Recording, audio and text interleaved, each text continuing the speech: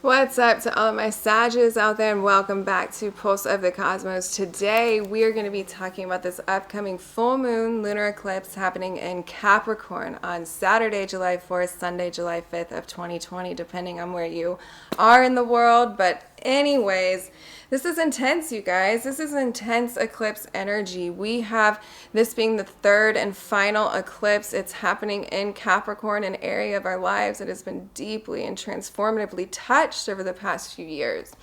Truly, since Saturn came into Capricorn at the end of 2017, I think he came in December 19th, 2017, and as he's come through this area of our lives, there's been a series of tests, and there's been a series of challenges and trials and tribulations and blockages even, but major opportunities for growth where you've been putting in the work to make decisions out of alignment there.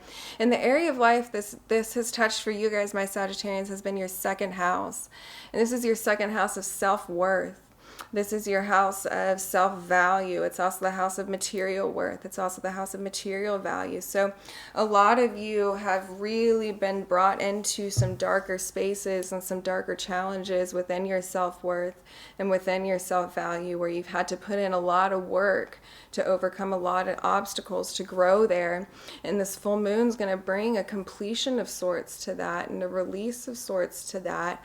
And a kind of moving in to new spaces and starting to kind of see where that work is manifesting in your life over the next 6 months as we experience this eclipse energy. This could also be some sort of financial thing for a lot of you guys, this being the second house dealing with our material worth, where we've been putting in a lot of work on some kind of business thing where it could be financially advantageous for us now to get involved with that, or maybe we'll experience some kind of financial gain on some kind of project that you've been involved in at work. And also this could be, second house in a sense deals with property, since we're dealing with, Taurus, fixed earth. So this could be kind of a shift in property. This could be moving into new property. This could be something involved with that. So a lot to look at here for you guys, and a lot of the self-worth stuff, I think, is going to be a lot of healing for you guys through this lunar eclipse energy, and a lot of moving into a more secure phase and a more aligned phase, and a space that's coming from more stabilized emotional security.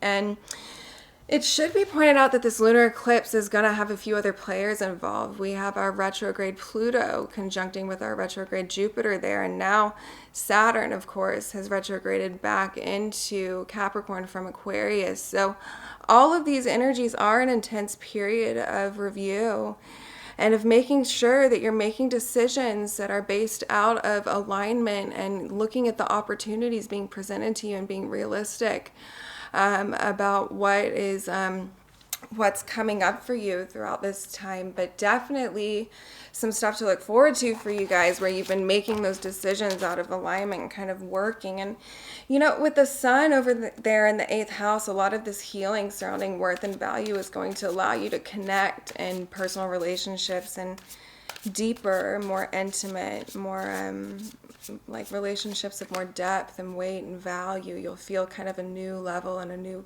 kind of sense of awareness surrounding intimacy there. So, but in any case, let me see here.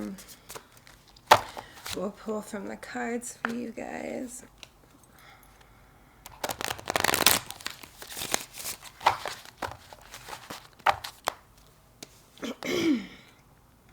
Victory. Yes, I love seeing this for my Sages. So yes, you are in victory. Yeah, you've surmounted a lot of obstacles. You've done a lot of work. You're kind of coming into this victory phase where, you're starting to see the manifestation and the results of a lot of the work that you've been putting in. And you'll see kind of maybe some of that financial gain or some of those financial shifts in your life where you've been acting out of alignment, or you'll see the kind of alignment that you have with these new, more secure, stabilized foundations and values, where you're manifesting partnerships and projects and relationships in your life that understand that worth and understand that value. This is definitely an awesome card to pull control, but what could be some challenges here?